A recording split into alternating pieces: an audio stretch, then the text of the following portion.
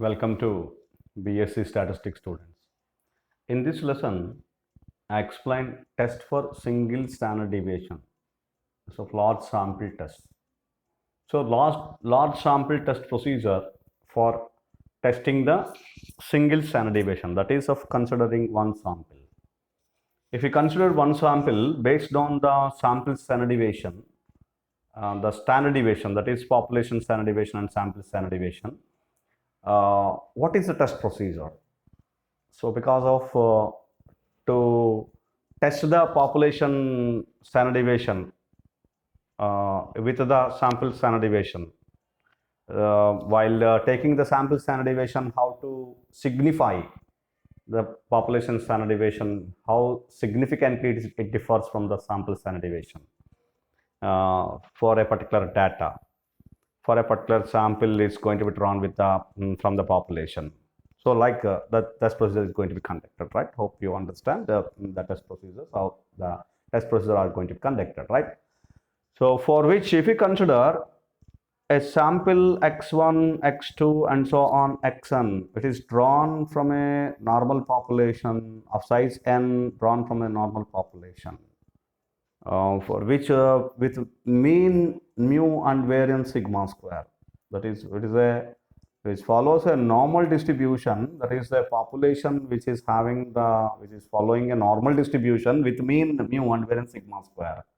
Then what kind of consideration is going to be considered here? So for example, you consider the null hypothesis H naught. First of all, I consider the null hypothesis H naught, its sigma is equal to sigma naught. Okay, so here I distinguish two particular values. One, the sample standard deviation, it is denoted by S, and the population standard deviation is denoted by sigma. So sample standard deviation by S, population standard deviation by sigma. Okay, with the help of this, whatever the population is following the normal distribution, if we consider for large values of n, we are doing this particular procedure.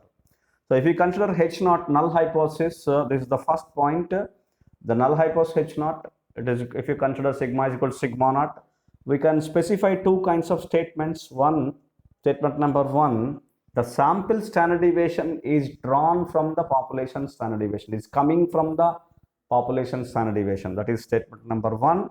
And statement number two, so if you give the statement number two, which is the sample standard deviation, there is no significance difference between the sample standard deviation and population standard deviation. That is what another kind of statement we can give. These are the two statements we can give for null hypothesis. Similarly, construct an alternative hypothesis. We can consider sigma not equal to sigma naught, or sigma greater than sigma naught, or sigma less than sigma naught. They're all the statements specified by the sample standard deviation is not drawn from the population standard deviation. But the sample, simply we can also specify sample is not drawn from the population. It is not suitable to consider to draw we can conclude that whatever the sample it is drawn from the population, it is not drawn from the population. We can specify that it is not correct. And the procedure is, whatever the procedure of sample which was drawn from the population is not right. Similarly, now come to the another statement. There is a significance difference between the sample standard deviation and population standard deviation. That is also another statement we can consider. That is of the second point, alternative hypothesis, right? The third one, test statistic. Test statistic we consider, for which you have to calculate, the values of expected value of S and standard error of the S.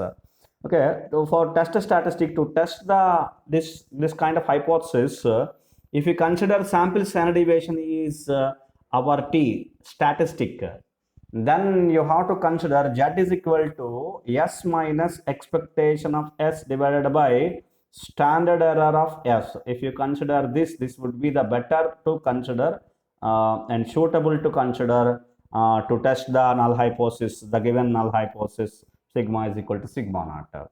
Because we are formulated a hypothesis on population standard deviation, so that is better to consider the statistic for testing this hypothesis. For test the statistic, if you consider sample standard deviation, yes, that is the better way to consider this particular testing hypothesis based on the population standard deviation. So better consideration is sample standard deviation to test this particular sigma, that is sigma is equal to sigma naught, the population standard deviation, hypothesis made on population standard deviation, right? So now that is my argument to consider this, right? So therefore now I am specifying the sample standard deviation distribution. If x1, x2, xn follows a normal distribution, then sample standard deviation, yes, for large values of n, it follows a normal distribution with mean sigma and variance sigma square by 2n. This is what the from the standard distribution. So from the distribution of the normal, we can specify this statement that the sample standard deviation, yes, what is the formula of s? It is square root of 1 by n summation xi minus x bar whole square. That is the formula of the yes, the sample standard deviation. That is standard deviation is going to be calculated for these sample observations x1, x2 and so on xn. This is what, that is nothing but simple sample standard deviation. Simple formula of the sample standard deviation. This sample standard deviation distribution is, it follows a normal distribution with mean sigma. That is expectation of s is equal to sigma, the first point, and variance sigma square by 2n, that is variance of s is equal to sigma square by 2n when for large values of n, that is as n tends to infinity. This is very clear. You should have to consider for large values of n only it is true, right? Therefore it requires standard error of s. So standard error of s is going to be considered as square root of sigma square by 2n. It is sigma by root 2n. It is sigma by root 2n. Therefore now it is very simple to construct test a statistic, that is z is equivalent to b. It can be considered as s minus expectation of s, that is sigma, divided by standard error of s, it is sigma by root 2n, which follows n01, the standard normal variance and normal distribution, right? So this is what the test statistics. So under H naught, test statistic under H naught. What is test statistic under H naught? What is H naught? It is sigma is equal to sigma naught. By considering sigma is equal to sigma naught, then test statistics under H naught is z is equivalent to b s minus sigma naught. Replace sigma with sigma naught divided by sigma naught divided by root 2n, which follows n01, right? This is what the test statistic under H naught. Therefore then finally the fourth point is comparison and conclusion. Comparison and conclusion. So this is a well-versed part of you, and it is you are very familiar with this. We have to calculate whatsoever the z value. You have to compute the z value, and you have to take the modulus of z. That is it is called computed value or calculated value. The calculated value of z you have to calculate, and then you have to take modulus. So it is modulus of z you have to calculate, and then you have to consider z alpha, that significant value, that is at specified level of significance alpha, and we have to calculate, we have to consider, we have to take from the tables that specified level of significance alpha, which is known as z alpha. And if modulus of z it is greater than, which means computed value, it is greater than the tabulated value, the significant value, then H naught may be rejected. H naught may be rejected. This is what our conclusion. H naught is going to be rejected. Otherwise, if modulus of z is less than or equal to z alpha, then H naught is going to be accepted.